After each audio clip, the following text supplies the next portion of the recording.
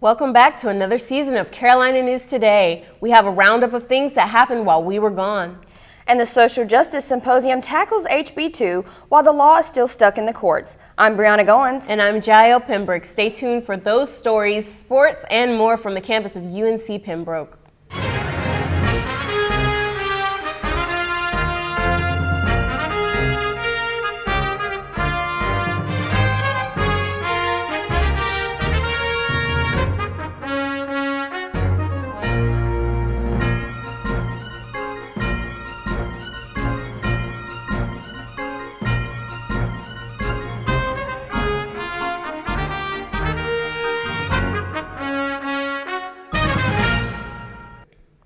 The City of Laurinburg and the UNC-Pembroke Art Department have teamed up to create an art garden in Laurinburg. The garden was dedicated in a ceremony this summer. It was designed by 12 current art students as well as recent graduates and 4 professors at UNCP. The garden was primarily funded by the City of Laurinburg.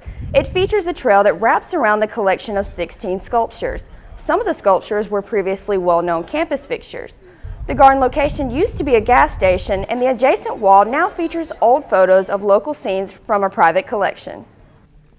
Right before the semester started, university employees had to attend 2 days of professional development.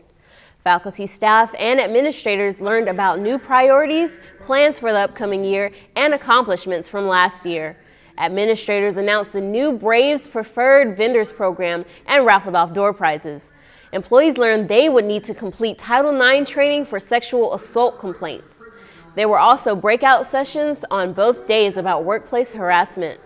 Before breaking for a boxed lunch, Dana Moore-Lopez from Campus Recreation entertained the crowd with a humorous take on getting exercise for employee wellness.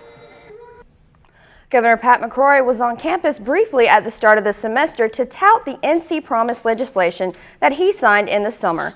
The law will make tuition at Pembroke and 2 other state schools only $500 per semester for in-state students. The law will also freeze tuition at all UNC system campuses so that students will pay the same price all 4 years they are there. McCrory's visit was part of a statewide tour of campuses to discuss college affordability. The law goes into effect in fall of 2018. McCrory noted that the state will have to make up the difference in lost revenue for UNCP to continue operating. The tuition plan did not come without criticism, but we asked students what they think. I think it's a really good opportunity for schools like Pembroke that are that boast their affordability to students. It's a good opportunity for us to kind of capitalize and become competitive because many schools around the state aren't going to have this opportunity to lower their tuition. And I think that's going to bring a lot of students, even more so, to Pembroke. I think it will be good because we have more students to come here and it will be less money for the other students that's already here to pay. In the future, it'll help out for most of the other students by 2020. At first I was a little bit suspicious because I was thinking, where are we going to get the money that tuition would normally cover, so fees for faculty and their pay? But since the state and the law has kind of clarified where that's going to come from, which is out-of-state tuition, I feel a little bit more confident. But I think, like I said, I think it's a really good opportunity for us. I think they'll have more activities because of how many more students will come and more money they will make of it. I mean, it's a good idea, like it'll be affordable. I get that whole idea, but at the same time, I feel like you have to pay for what you want and you have to pay to have like the experience, the college experience. The intersection of Prospect Road and St. Anna Road is now a permanent 4-way stop. The North Carolina Department of Transportation decided the traffic volume and a history of accidents made the change crucial. The all-way stop is a low-cost form of intersection control. The DOT expects a decrease in both the amount of severity of collisions. Students were alerted to the change in an email at the start of the semester. A proposal to open a hookah bar near campus has been turned down by the Pembroke Town Council. The council cited a state law that bans the smoking of tobacco products in venues open to the public. The law took effect in 2009, but does allow smoking in venues that generate at least 75% of their revenue from tobacco products, such as cigar bars. Town Attorney Gary Locklear says in his opinion, the proposed hookah bar doesn't fit any of the exceptions laid out under the law. The owner planned to also sell smoothies and similar refreshments. The 9th Annual Social Justice Symposium was held this month to offer perspectives on North Carolina House Bill 2, the so-called bathroom bill. Reporter Malik Royals was there and filed this report for CNT. Students gathered into the UC Annex as the Office for Diversity and Inclusion held its 9th Annual Social Justice Symposium this month. Titled Beyond the Bathroom, Understanding HB 2, the program's purpose was to enlighten students about the bill and its consequences. Guest speakers discussed the economic and legal ramifications of the bill. Several major businesses have drawn away from North Carolina, costing the state millions of dollars, and a federal lawsuit is currently pending in the courts. Analyst Jonathan Wood says at least the bill has fired students up about the issues.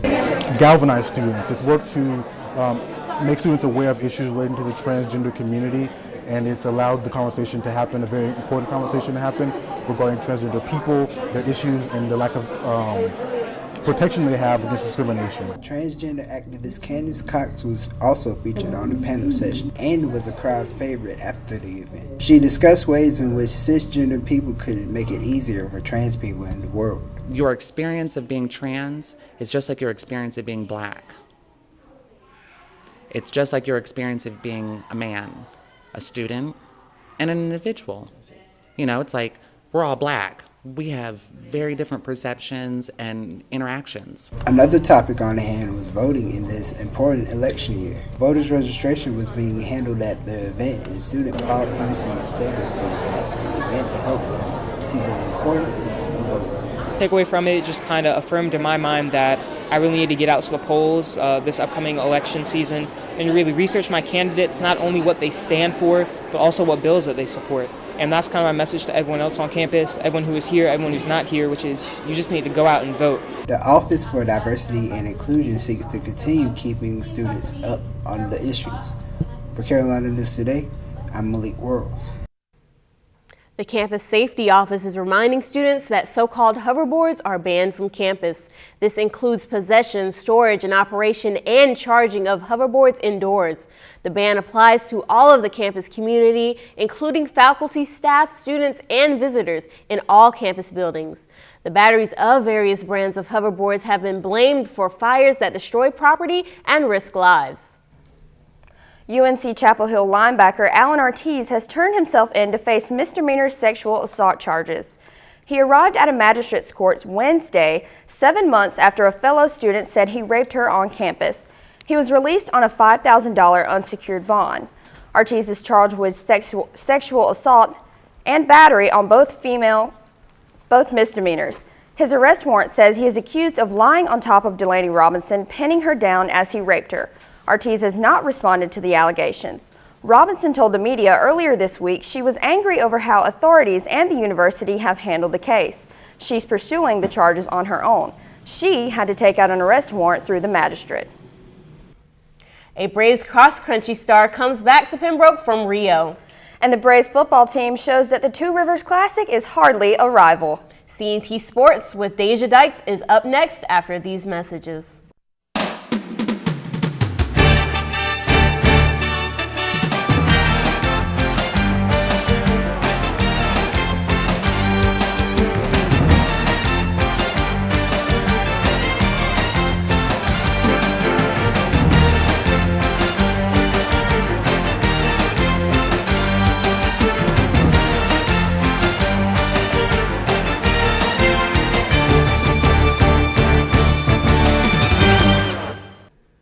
The UNCP Braves football team dominated last week's home game with a 50-21 victory over Fayetteville State University, giving the Braves their 8th straight win against the Broncos. The Braves took control over the second half of the game, scoring 7 of their 10 possessions to take a steady lead over FSU.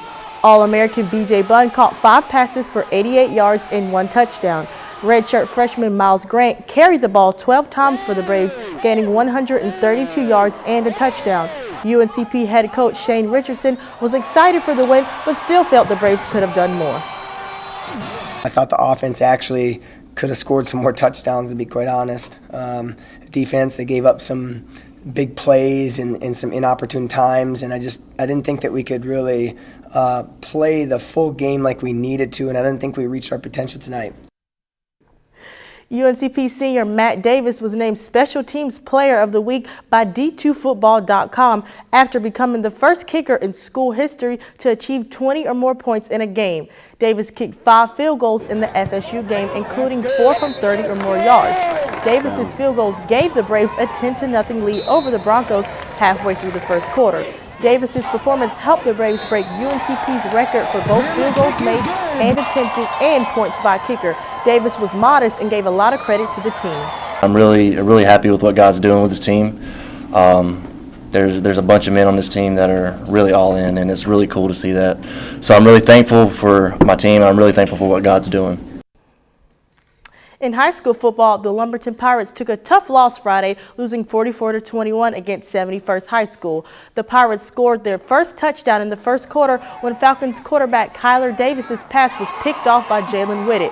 The Falcons later answered back with Kyler Davis handing the ball off to Jalen Jackson, giving the Falcons a 10-7 lead over the Pirates. The game started to slip away from the Pirates after quarterback Braylon Grice's pass was intercepted with the ball taken to the goal line, but Lumberton's defense stopped 71st from scoring. The Pirates edged their lead to 14-10 with Tay Stevenson running the ball in for Lumberton. 71st's quarterback Kyler Davis avoided the defense and ran for extra yards. The Falcons gained back the lead with Davis passing the ball to his receiver, putting the Falcons up 17-14 going into the half. That final score again, 44-21. The UNCP's women golf team finished second at the Full Moon Barbecue Invitational with freshman Megan Monroe and senior Ashley Thompson leading the way for the Braves. The Braves maintained their second-place lead by following Monday's 295 with a second 297. Monroe received a third-place finish with a score of 72, while Thompson finished 5th out of 45 players. The team will be back in action September 24th and 25th at Old South Golf Links in Bluffton, South Carolina. UNCP's men's soccer team kept their perfect home record on Wednesday with a 2-1 win over Barton College. Jordan Walshaw led the way for the Braves with 2 goals and a season's best of 5 shots. Goalkeeper Lucas Guzmeo contributed to the win with a pair of saves to earn his second win of his college career. The Braves' win marks their 18th straight victory over the Bulldogs in the series. UNCP will be back home September 21st to play Clayton State. UNCP's very own Pardon Luge was back in Pembroke over the weekend after his Olympic debut in Rio. He attended the home football game where he was recognized on the field. Luvu represented his native Zimbabwe and finished 41st in the Olympic marathon with a time of 2 hours, 17 minutes, and 48 seconds. Luvu ran at UNCP, earning All-American recognition for both cross-country and track and field. During his senior year, Pardon was named the Peach Belt Conference Men's Track and Field Athlete of the Year. He advanced to the NCAA championship, where he was named an All-American in both the 5,000 and 10,000 meter runs. North Carolina continues to feel effects of its controversial bathroom law, the latest group to pull its business from the state, the NCAA. The group announced Monday it will pull 7 championship sporting events from the state this academic year due to the law, which critics say is discriminatory towards the transgender community. Among events the NCAA will pull from North Carolina, the first 2 rounds of the men's Division I basketball tournament in Greensboro and the women's Division I soccer championship this December. The Atlantic Coast Conference said this week they too will avoid North Carolina for championship games, including the football title game that was set for Charlotte in December. And that's it for sports. Back to the studio. Thanks, Deja. That's all we've got time for. We'll see you next week. Be sure to check us out on the web at carolinanewstoday.com.